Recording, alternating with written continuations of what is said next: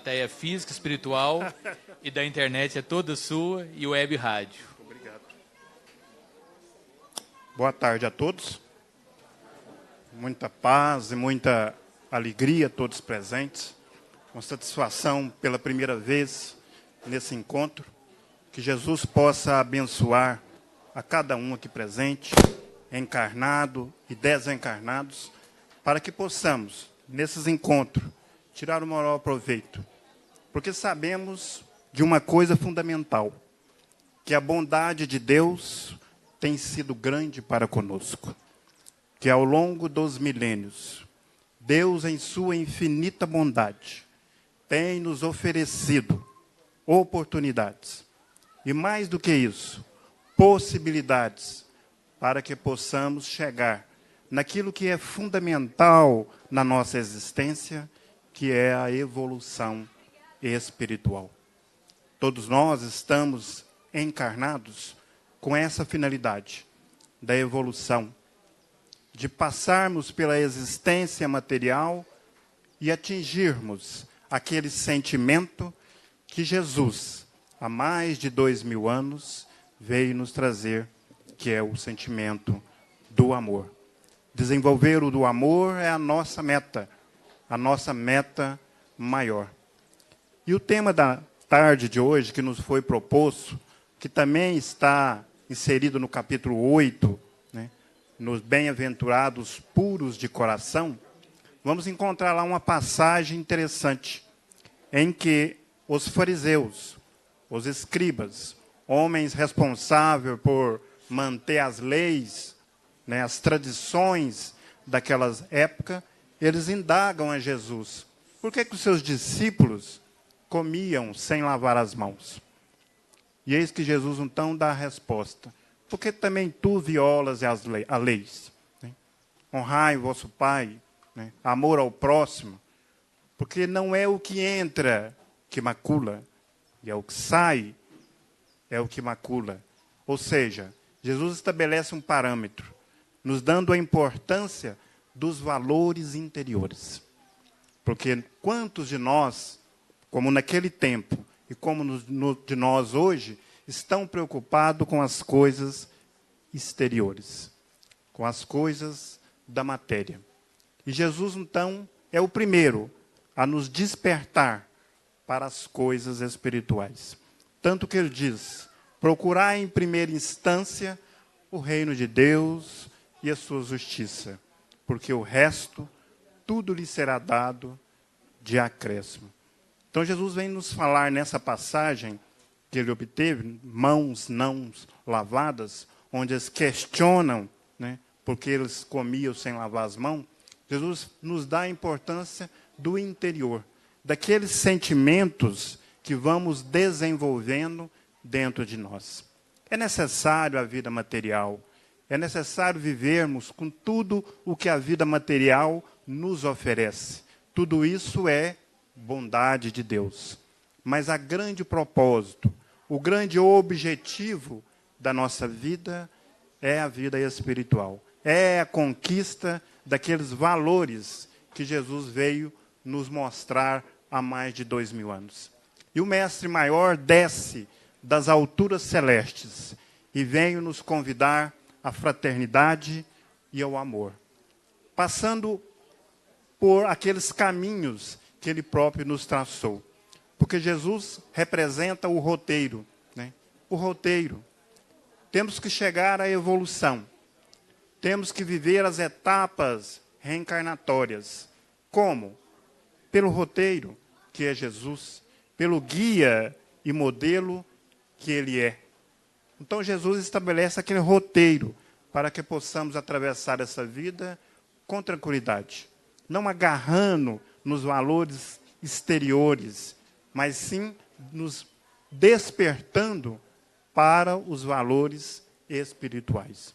Tanto que Jesus começa no seu roteiro de amor e nos convida à fé, né? Porque como Jesus nos falou sobre a fé, porque sabia ele que teríamos aflições. No mundo tereis aflições. E vem o Mestre Maior e nos fala da importância da fé, né? Porque o que é fé? Fé é a certeza absoluta na providência divina. Estando na dor ou estando na alegria, é necessário a fé. Jesus diz: se tiveres fé do tamanho de um grão de mostarda, direi a esta montanha, transporta, e a montanha transportará. As montanhas que Jesus nos convida, nos fala, é realmente as nossas dificuldades, que possam ser transportadas para aquele que sedimenta dentro do seu coração a fé, que é a certeza absoluta na providência divina. Porque a fé nos eleva, a fé nos faz ver a vida de uma outra forma, pelo prisma espiritual, não com esse agarramento às coisas exteriores, como foi contada nessa passagem. Portanto, é necessário a fé. É importante sedimentar a fé em nossas vidas, porque as dificuldades são inerentes. Vivemos num mundo de provas e expiações. A qualquer momento, qualquer um de nós pode perpassar por uma dificuldade. Porque é característica dos mundos de provas e expiações, ainda as dificuldades, as aflições. Todos nós somos devedores uns dos outros. Mas aquele que tem fé, aquela certeza absoluta, ele vai passar a dificuldade, mas vai passar com tranquilidade, com calma, com perseverança e vai seguir lá para frente. Ou seja, é o transpor a montanha que Jesus nos convida. Nesse roteiro sublime, Jesus nos fala também sobre a questão do perdão, né? Sobre a questão do perdão. Quando vivemos na vida material, muitas vezes passamos por essa questão do perdão, da mágoa, do ressentimento. O como isso irá atravancar a nossa vida. Como guardar sentimentos de mágoa irá atravancar o nosso progresso. Por isso Jesus nos convida a dissolver isso, a trabalhar isso, a entender o outro, em aceitar o outro assim como ele é. E fazendo com que em qualquer situação que porventura nos aborreça, que possamos despertar um sentimento de tranquilidade em favor da dificuldade do outro. Porque a doutrina espírita nos convida a isso, a entender ao outro, a aceitar as dificuldades. Ao ponto de Jesus dizer, olha, orai por aqueles que vos perseguem e vos caluniam, né? Ou seja, é um sentimento de compaixão, é um exercício que vamos fazendo para a atividade do perdão. Então, Jesus nos fala, né, nessa questão do perdão para uma vivência material sadia. Porque muitas das vezes ficamos preocupados com a saúde do corpo, o que é necessário. Mas existe uma outra saúde, a saúde do espírito. Essa saúde do espírito deve ser também cultivada por todos nós. E não guardar mágoa, dissolver todo o processo, significa a saúde do espírito. Quantos de nós estamos magoados, ressentidos, e isso vai adoecendo tanto o espírito e vai refletir no corpo. Quantas doenças advêm, né, desse não cuidado do espírito que vai refletir, então, no corpo. Joana de Ângeles vai nos dizer, o mal que me fazem não é mal, mas o mal que eu faço, aí é mal. Ou seja, quando parte de mim, é preocupante. Mas quando parte do outro, cabe-me, agora entendendo os preceitos do Cristo, e sobretudo da doutrina espírita, entender a pessoa. Né? Olhar a pessoa por um lado espiritual. Porque muitas das vezes estamos olhando a vida por um lado material. Se olharmos pelo lado material, queremos vingança, queremos alguma coisa em troca.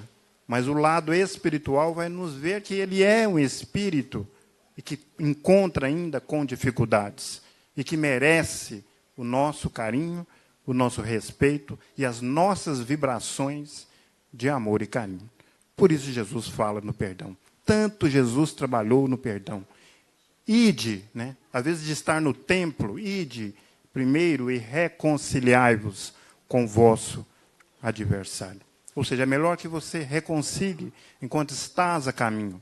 E esse a caminho a gente sabe que é o processo da reencarnação. Quantas vezes vamos desencarnar num processo de vingança e de ódio? Vejamos que consequência tem isso. Hoje, a literatura de André Luiz nos mostra a consequência desses atos. Toda a série de André Luiz, quase toda, vai nos demonstrar irmãos que viveram aqui na Terra, que somos nós mesmos, retornando para o plano espiritual com muita dificuldade e dá em uma consequência bem difícil. Por isso Jesus nos fala dessa temática. Não guardar ressentimento, não guardar mágoa, dissolver isso, trabalhar isso e entender e aceitar o outro assim como ele é. Então Jesus vai traçando o roteiro para a nossa evolução. Fé, perdão, e também fala em caridade, Jesus. Porque tudo é caridade. Tudo é caridade. Porque a caridade é o grande exercício do amor. Se temos que desenvolver o amor dentro do nosso coração, como desenvolver? Pela caridade, pelo exercício. A caridade é o exercício. Quando a professora quer que o aluno aprenda a matéria, a professora passa exercício. Quanto mais exercício, o aluno fixa a matéria. A matéria que Jesus nos pede é o amor. E qual o exercício? A caridade. Porque a caridade é de todas as horas, é de todos os dias, é de todos os momentos. Quando eu oro em favor de alguém, exercício do amor. Quando eu levo a cesta que alguém necessita, exercício do amor. Quando eu sirvo lá o prato de sopa nas campanhas espíritas, não é porque sou bom, estou exercitando, né, a caridade até esse amor estar latente dentro do meu coração. Porque do que me adianta ser amigo da verdade se diante de meus companheiros eu não tiver caridade? Do que me adianta lá fora repartir felicidade se dentro da minha própria casa eu não tiver caridade? Do que me adianta ajudar a toda a humanidade se de repente com um só companheiro eu não tiver caridade? Do que me adianta saber o idioma da bondade quando estou falando de alguém, comentando sobre alguém, não aplico a caridade? O que adianta, então, estar na casa espírita, né, sabendo dos preceitos do Cristo e diante das oportunidades que a vida me apresenta, não aplico a caridade. Então, a caridade é tudo. É o grande exercício para o desenvolvimento do amor. Lembramos de todas as grandes almas que tiveram entre nós. Todas pautaram pela caridade. Podíamos lembrar aí de um São Francisco de Assis, de uma Madre Teresa de Calcutá, né, de uma Irmã Dulce, de um Francisco Cândido Xavier, né, de tantos outros espíritos notáveis que intensificaram o seu trabalho pela caridade. Porque ela é o caminho, o exercício para desenvolver o amor. Por isso Kardec dedica todo um capítulo na caridade, que é o capítulo 15º do Evangelho. Fora da caridade não há salvação. Fora de adquirir esse sentimento, fora de estar lapidando, burilando, trabalhando esse sentimento dia a dia dentro de si, não tem como chegar ao cume do amor. Então, é um exercício diário, é um exercício de todas as horas. Aonde estivermos, em casa, na fila, no trabalho, na rua, quantas oportunidades tivemos de aplicar a caridade? Pensamos no dia de hoje, desde que saímos de casa, estamos aqui nesse evento, temos oportunidade de aplicar caridade. Então, a caridade é tudo, é o sentimento maior, é onde se resume, né, toda a doutrina de Jesus para o desenvolvimento do amor. Por isso que lá no Evangelho, no capítulo 11, no item 8, tem uma lição de Lázaro que chama a lei do amor. Todos nós conhecemos essa lição. Belíssima lição, onde Lázaro fala, né, que o amor resume inteiramente a doutrina de Jesus, porque é o sentimento por excelência. No seu início, tínhamos, senão instinto, mais avançado e corrompido, sensações, mais purificado, sentimento. E o ponto delicado do sentimento é o amor. Não o amor no sentido vulgar, mas esse sol interior que condensa e reúne em seu foco ardente todas as represárias humanas. Feliz daquele que ama, porque não conhece, né, nem as carências do corpo, nem as fragilidades da alma. Seus pés são leves e vive como transportado para fora de si mesmo. Quando Jesus pronunciou essa palavra divina, o amor, ele fez estremecer os povos, e os mártires, ébrios de esperança, desceram o circo. Ou seja, quando ele fala os mártires, é aqueles irmãos lá do circo, que se entregaram às arenas, né, no cristianismo primitivo, porque entenderam, então, o Cristo, entenderam a finalidade e já entenderam a capacidade de se amar e de compreender o outro e aceitá-lo assim como ele é. Então, Jesus é a grande luz, né, que vem traçar esse roteiro para nós, nos falando, então, sobre a fé, sobre a caridade, né, sobre o amor, né, para que possamos culminar no processo evolutivo. E a doutrina espírita, hoje, representa a grande bênção para nós, né? Porque qual as duas características principais da doutrina espírita? Primeiro, esclarecer os ensinamentos de Jesus. E segundo, consolar. Olha que interessante. Esclarecer os ensinamentos de Jesus e nos consolar. Quando Jesus lá atrás diz que é necessário nascer de novo, né, vem a doutrina espírita hoje nos explicando a reencarnação, né, a grandeza do processo da reencarnação. Quando Jesus diz lá atrás que há muitas moradas na casa de meu Pai, vem a doutrina espírita hoje nos convidando, nos falando dos mundos habitados, né, da diversidade da grandeza de Deus, mundos de primitivos, mundos de provas e expiações, mundos regeneradores, mundos felizes, mundos celestes. Ou seja, uma categoria de mundos que são habitados segundo a capacidade evolutiva dos seus habitantes.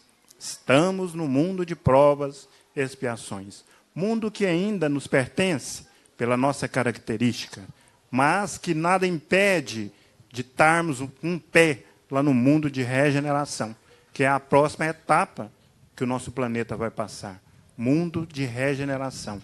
Nada impede de estarmos no mundo como estamos, no mundo de provas e expiações, mas de ter atitudes regeneradoras. Então, o processo começa nesse mundo. A mudança começa nesse mundo. A reforma íntima, né, a qual propõe Jesus, nos deve começar imediatamente.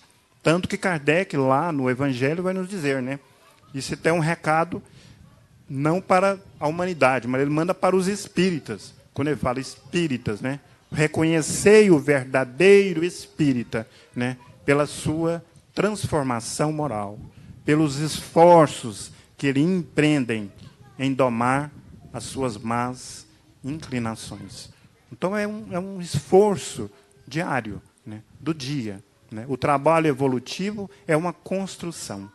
E agora, estamos com uma oportunidade bendita de estar reencarnado pelas bênçãos de Deus, de estar na família que devemos estar, né? E ainda estar matriculado nessa doutrina espírita, que nos esclarece e nos consola, nos explica os porquês, né? Por que eu estou passando por isso, por que a minha vida está assim, por que eu tenho as diversidades do mundo, Doutrina espírita explica todos os porquês da nossa vida, de forma clara, de forma lógica, uma fé, né, raciocinada, dentro de tudo de uma lógica. Então, por isso, a doutrina espírita representa muito para nós. E essa existência é de grande importância para nós. Como devemos estar, né, preocupados com essa reforma íntima? Como devemos estar, né, agradecendo a bondade de Deus por estar aqui, né? Muitas vezes em dificuldade, sim, mas nós sabemos que as dificuldades, todas elas, um benefício que Deus nos concede. Porque há de se extrair até bênçãos, até aprendizado das dificuldades, né? Quantas dores são processos de regeneração. Você olha uma pessoa e vê toda a dificuldade dela, e a doutrina espírita nos explica, olha, isso é um processo de regeneração. Na anterior foi feito assim, mas agora ela veio assim, com essas condições, e é um processo de regeneração. Porque o Evangelho vai nos explicar. As causas das nossas aflições são de duas. Causas anteriores, né, e causas atuais. Causas atuais. Muitas vezes estamos dificultando a nossa vida nesta existência mesmo. Mas agora, com a doutrina espírita, né, cresce a nossa responsabilidade diante do nosso processo evolutivo. Porque, embora vivemos coletivamente, em família, o processo evolutivo ele é individual. Cada um vai sedimentar o sentimento dentro de si, dentro do seu coração. Então, estar na doutrina espírita, estar compartilhando com os ensinamentos, entendendo toda a proposta de Jesus de forma lógica, é uma oportunidade grandiosa para conosco. No livro Coração e Vida, Maria Dolores nos faz um convite de como devemos nos comportar diante do nosso processo evolutivo. O livro se chama Coração e Vida. É a primeira mensagem desse livro, né? Está lá a mentora dizendo assim: levanta-te a cada dia, pensa em Deus, louva e agradece, mesmo num lance de prece, a bênção de trabalhar. Depois cumpre as obrigações que a vida te deu às horas, doando paz onde moras, partindo do próprio lar. Se resguardas na lembrança alguma ofensa sofrida, deixe a ofensa esquecida na luz do eterno bem. Não busque descanso inútil, trabalho é apoio preciso. Não afaste o teu sorriso do coração de ninguém. Exerce a beneficência das palavras benfazejas. Se não tem o que desejas, contenta-te com o que tens. Às vezes, para quem sofre, o momento de alegria é simplesmente o abraço de simpatia, que é sempre o melhor dos bens. Não esmoreças, o trabalho aprimora o mundo todo. Muita flor vem do lodo, muito amparo vem da dor. Serve, ensina, reconforta, na fé viva em que te alcança, porque é entre as luzes da esperança que começa o reino do amor. Isso é Maria Dolores, na psicografia de Francisco Cândido Xavier.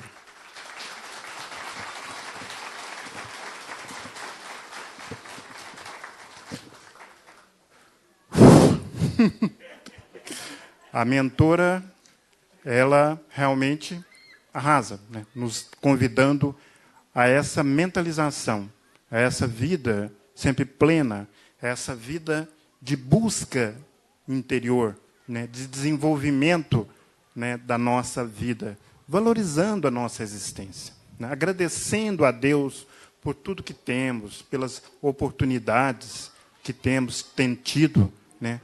Como disse, estar reencarnado nos é de uma grandiosidade muito grande.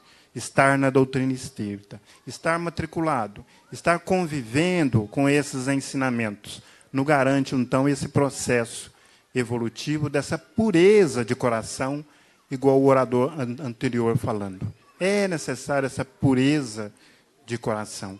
É necessário nas coisas mínimas, nas coisas singelas, né, da nossa vida, buscar a essência da nossa vida, a finalidade da nossa vida.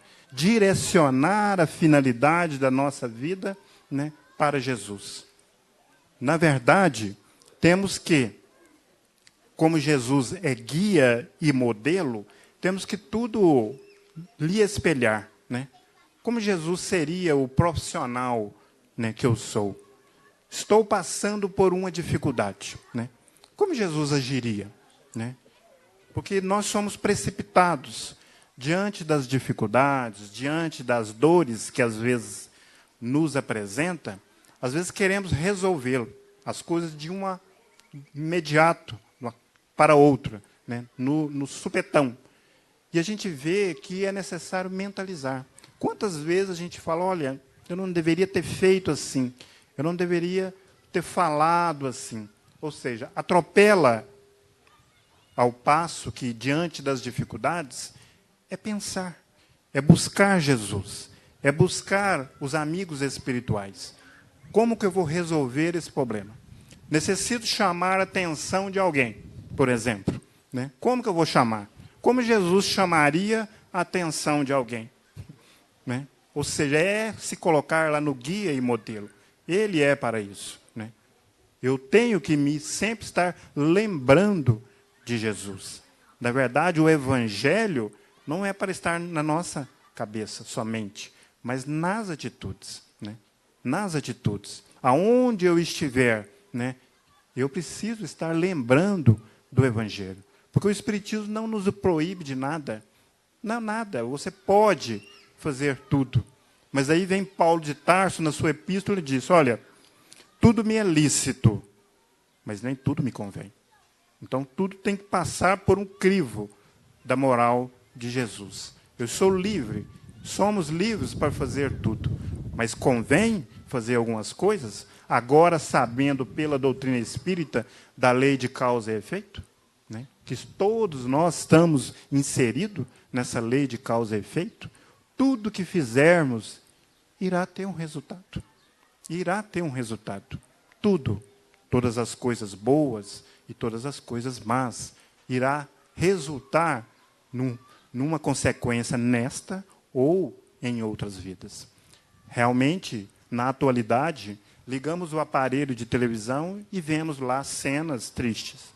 Irmãos traficando, irmãos matando, irmãos corrompendo tudo para eles, né?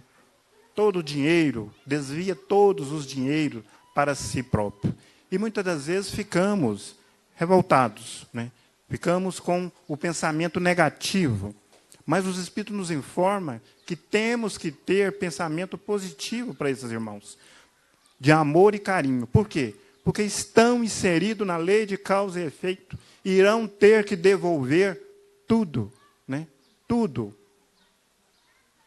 É da contabilidade divina, é da lei de Deus, que tudo que fizeres de errado, né, você vai ter que ressarcir. Por isso Jesus disse, olha, não sairás daí. Daí da onde? Da terra, enquanto não pagares o último ceitil. Até que tudo esteja estabelecido, até que a alma não esteja mais endividada com nenhum débito. Assim ele pode seguir a sua trajetória evolutiva. Não tem como evoluir se tem algo para trás. Se tem alguma coisa que macula, alguma coisa que não está bom para trás. Tem que estar seguindo sempre limpo para frente. A gente vai ver isso na obra de André Luiz, num fato interessante, aonde tinha 2 espíritos que trabalhou intensamente no plano espiritual. O nome deles era Lucas e Ascânio. Trabalhou intensamente no plano espiritual, em atividades de ajuda. E chegou uma época que eles quis, né, alçar voos, né, para outros planos evolutivos. Mas aí consultaram os seus mentores, eles falaram, isso é louvável, vocês já têm crédito, né? Vamos olhar o que fizeram. Mas constataram que numa época de uma reencarnação para trás, eles jogavam pessoas, né, do espinhadeiro, jogava pessoas lá da torre, né, lá para baixo. Então, eles falaram, olha, vocês têm essa mácula aqui, não tem como caminhar para frente se tem essa dívida. E eles, então, reencarnaram como dois astronautas, né, dois astronautas promissores, e, num dado dia, né, no auge da carreira, eles veio desencarnar de um acidente aéreo. Ou seja, resgatando, né, aquele débito que eles tinham lá para trás. Então, muitas das coisas que a gente vê, que a gente olha na vida, que acha que é uma tragédia, é a bondade de Deus, né, com a sua mão divina. Como nesses acidentes coletivos, né, os chamados resgates coletivos. Muitas vezes achamos e vemos uma tragédia, mas, na verdade, é realmente as bênçãos de Deus, é um processo de regeneração para o próprio espírito. Por isso, a doutrina espírita é o convite permanente a essa transformação moral. A essa transformação moral. Não tem como pegar nenhum livro espírita, né, nenhum evangelho, as obras básicas, que não enfatiza, né, a evangelização. Porque a instrução, ela vai nos informar. A educação, ela nos forma. Mas a evangelização, essa transforma. Então, a evangelização nos transforma, nos faz realmente grandes, nos faz realmente fazer com que o nosso espírito, que os nossos sentimentos ficam cada vez mais apurados dentro de nós. E chegamos nessa pureza de coração. Vivemos na terra de forma tranquila, né, quando entendemos o lado espiritual. Não agarrado, não com aquele apego nas coisas exteriores, como não foi proposta na leitura, né, nas coisas exteriores, mas valorizando as coisas da terra, mas agora, então, sedimentando a verdadeira vida, que é a vida espiritual. E para isso, para finalizar, né, vamos encontrar uma mensagem que está lá no livro Parnaso de Além Túmulo. Na verdade, é o poeta Castro Alves. A gente sabe que Castro Alves nasceu em 1847. Ele viveu apenas 24 anos. Deixou Castro Alves uma obra significativa para nós, né? Realmente, uma obra deixou aqui na Terra significativa. Mas Castro Alves retorna ao mundo espiritual. E já na primeira obra de Francisco Cândido Xavier, que é o livro Parnaso de Além Túmulo, Castro Alves comunica. Comunica e nos deixa uma bela mensagem, nos falando sobre vida, nos falando sobre reencarnação, nos falando sobre imortalidade. Ou seja, nessa mensagem que vocês vão escutar, ele permeia por todos os caminhos e deságua no processo evolutivo, que é a finalidade da nossa fala da noite. Então, veja bem o que Castro Alves diz. A lição se chama Machemos. Está lá no livro Parnaso de Além Túmulo, quando ele diz: há mistérios peregrinos, nos mistérios dos destinos, que nos mandam renascer. Da luz do Criador nascemos, múltiplas vidas vivemos, para a mesma luz volver. Buscamos na humanidade a verdade das verdades, sedentos de paz e amor. E em meio aos mortos vivos, somos míseros cativos da aniquilidade e da dor.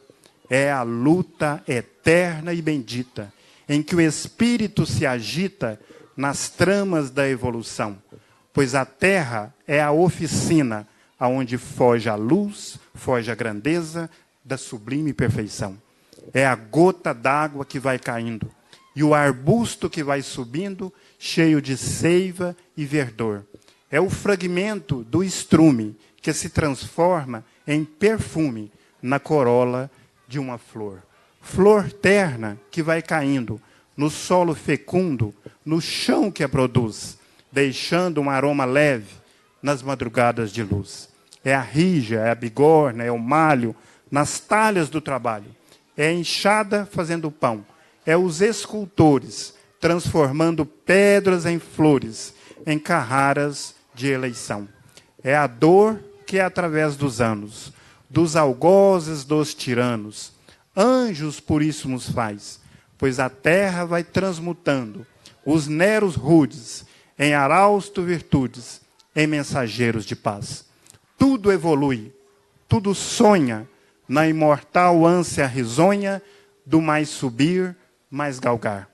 A vida é esplendor, Deus é somente amor, o universo é o seu altar.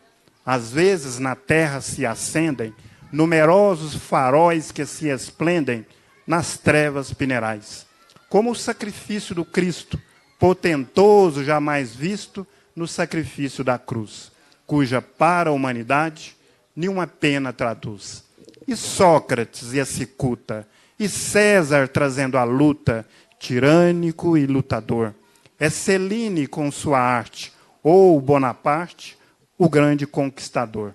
Bendito quem ensina, bendito quem o bem semeia, terás a fainas do evoluir, porque uma excelsa voz ressoa, e que no universo inteiro ecoa.